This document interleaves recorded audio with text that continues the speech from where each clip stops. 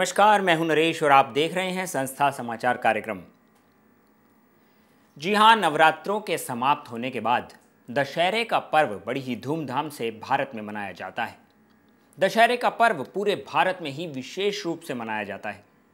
आज हम बात करें दशहरे में क्या क्या कार्यक्रम पूरे भारत भर में मनाए जाते हैं और इन कार्यक्रमों से कितना लाभ होता है, भारतीय संस्कृति की महत्ता क्या क्या है और भारतीय संस्कृति में आने वाला ये दशहरे का त्यौहार कितना महत्वपूर्ण है। इसकी जानकारियां विशेष रूप से संत आशाराम जी बापू ने अपने सत्संगों में दी हैं। आइए देखते हैं अपने शास्त्रों और पुराणों में क्या क्या दशहरे की महिमा बताई गई है।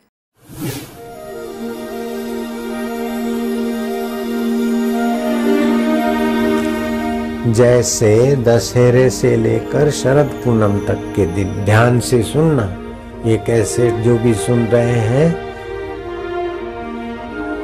वे अपने साथियों को भी बता देना कि दशहरे के दिन से लेकर चंद्रमा के किरणों में कुछ विशेष सत्व होता है। रोज 10 से 15 मिनट चंद्रमा की किरणों के तरफ निहारने से आंखों की रोशनी बढ़ती है और आंखों की बीमारियां कटती है। कितना सहज में फायदा है, नेत्र रोगों में फायदा होता है।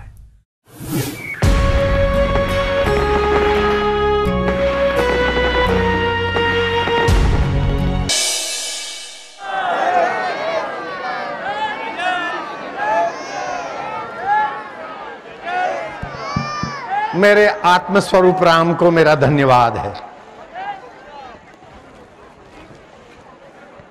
दोस्त रावण, मैं बाहर से तुम्हें अपना विरोधी दिखता हूं, लेकिन आत्म रूप से तुम मैं हो और मैं तुम हूं। तुमको पता है रावण है? राम का कोई दुश्मन नहीं, राम का कोई दुश्मन नहीं तो आशाराम का कौन दुश्मन? नहीं। रावण, अब तुम तैयार हो जाना, आखिरी श्वास गिन लो, जो भी तुम्हें चिंतन करना हो कर लो।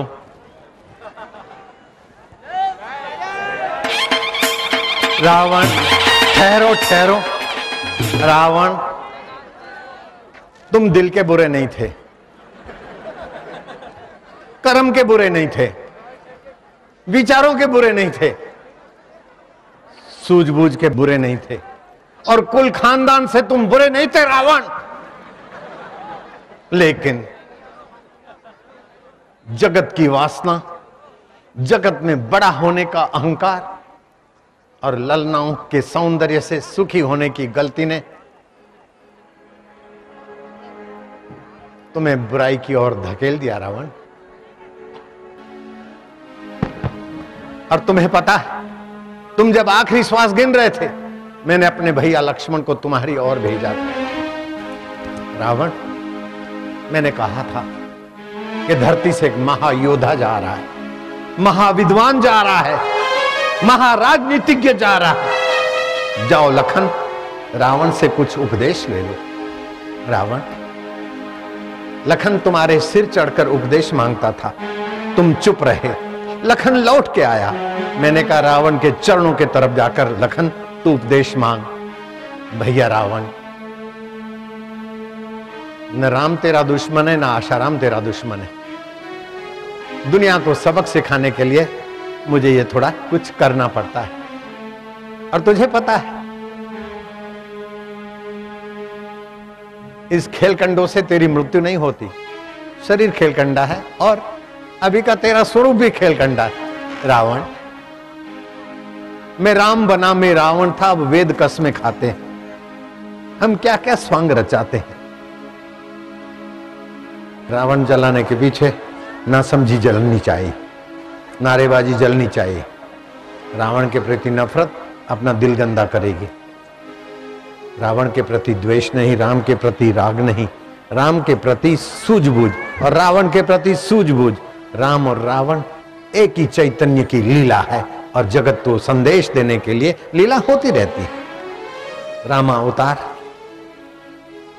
रावण और कुंभकर्ण को भेजने के लिए हुआ है, ऐसा इतिहास में तुमने सुना था।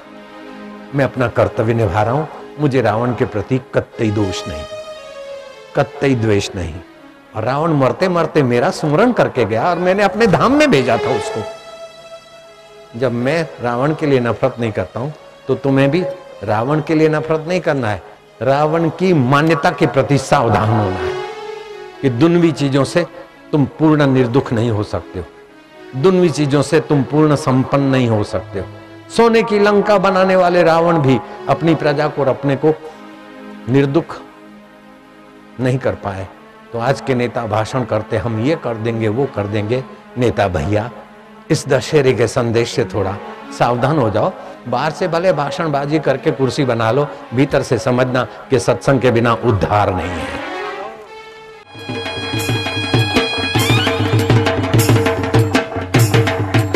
ठहरो, कुछ श्वास और लेने दो मेरे प्रतिद्वंदी रावण को। मुझे जल्दी नहीं और इन्हें भी जल्दी नहीं। इतने प्यारे भक्तों के बीच इनकी स्वर्ग यात्रा हो रही है, मेरे धाम में जाने की यात्रा हो रही है। ऐसे भक्त वहां नहीं मिलेंगे। राम परवाना भेजिया, वाचत कबीरा रोए, क्या करूं तुम्हारी वैकुंठ हो, जहां साध संगत नहीं हो।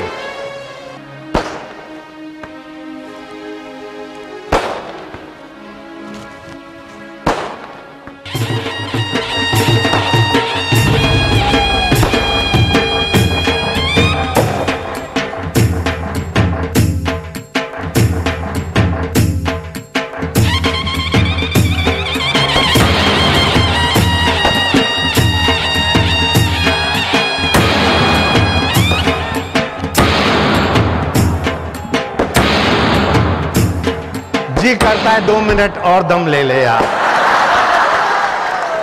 मुझे जल्दी नहीं लगती। भक्तों को जल्दी है क्या? गुरुजी तुम तसल्ली न दो, सिर्फ बैठे ही रहो, सिर्फ खड़े ही रहो। महफिल का रंग बदल जाएगा, गिरता हुआ दिल भी संभल जाएगा, जलता हुआ रावण भी रुक जाएगा। हाँ रुक जाएगा, हाँ रुक जाएगा। रुके रहो यार।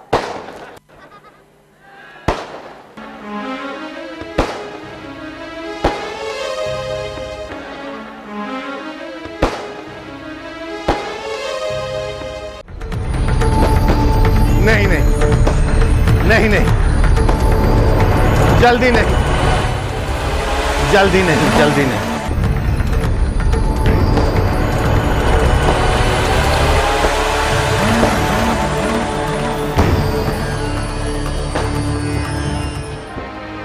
हर दशहरे को वही की वही बात नहीं होती। हर दशहरे को दिने दिने नवम नवम, दशहरे दशहरे नवम नवम, नमामि नंद नंदनम।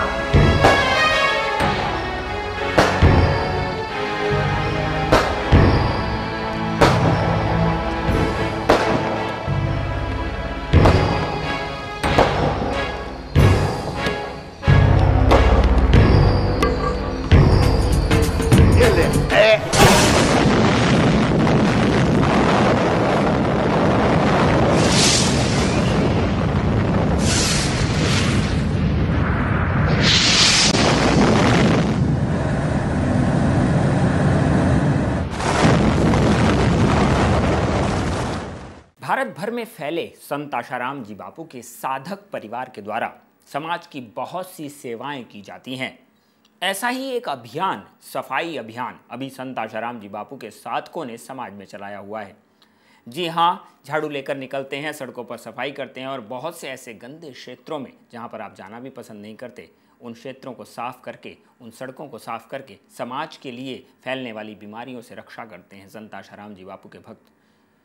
आज अपने जीवन की बहुत सा समय देकर, अपने जीवन का बहुत सा टाइम देकर समाज में अपने घरों का, अपने परिवारों का पोषण करते हुए भी वो समाज की इन सेवाओं को करने में उत्साह महसूस करते हैं। देश के लिए, समाज के लिए कितने हितावह हैं ये सेवा कार्य। आइए देखते हैं उसकी कुछ झलकें जो संत आशाराम जी बापू के भक्त सेवा कार्य करते हैं।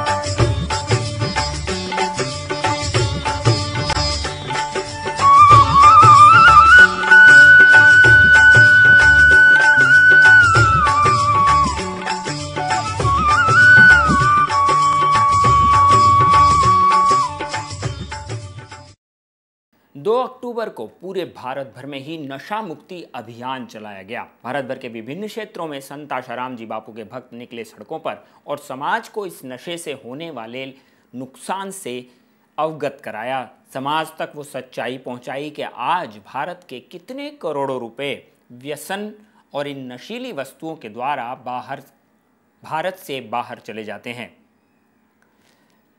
साथ ही साथ पैसों का तो नुकसान होता ही है, परंतु स्वास्थ्य पर भी कितना बुरा असर पड़ता है बीड़ी, सिगरेट, तंबाकू और शराब आदि ड्रग्स लेने से।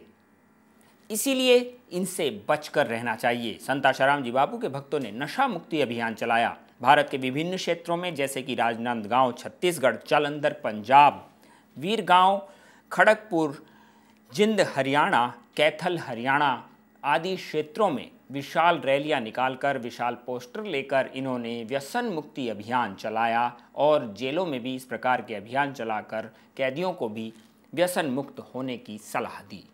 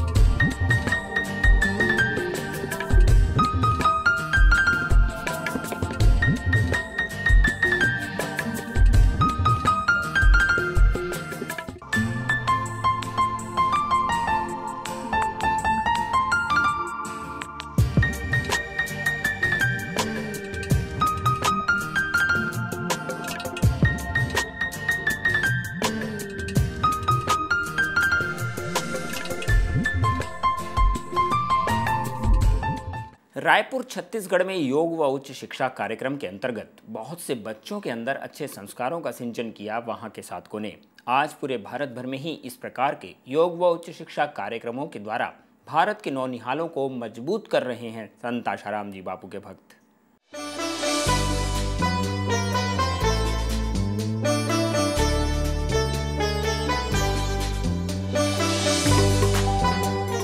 भारत भर में कीर्तन यात्राएं निकालकर राष्ट्र जागृति अभियान के तहत संत आशाराम जी बापू को अपना समर्थन दे रहे हैं बहुत से भक्त, साथ ही साथ हिंदू संगठन और समाज सेवी संस्थान। जी हाँ, ऐसी यात्राएं लगातार निकल रही हैं पूरे भारत भर में। इसीलिए समय समय पर इन यात्राओं के बारे में हम आपको जानकारी देते आए हैं। इस बार भी ये यात्राएं भारत के विभिन्न क्षेत्रों में निकली हैं, जैसे कि नोएडा, दिल्ली में साध्वी तरुणाबेन के सानिध्य में विशाल रैली का आयोजन किया गया। वहीं दिल्ली दशहरा मैदान में रामाभाई के सानिध्य में विशाल कीर्तन यात्रा निकली।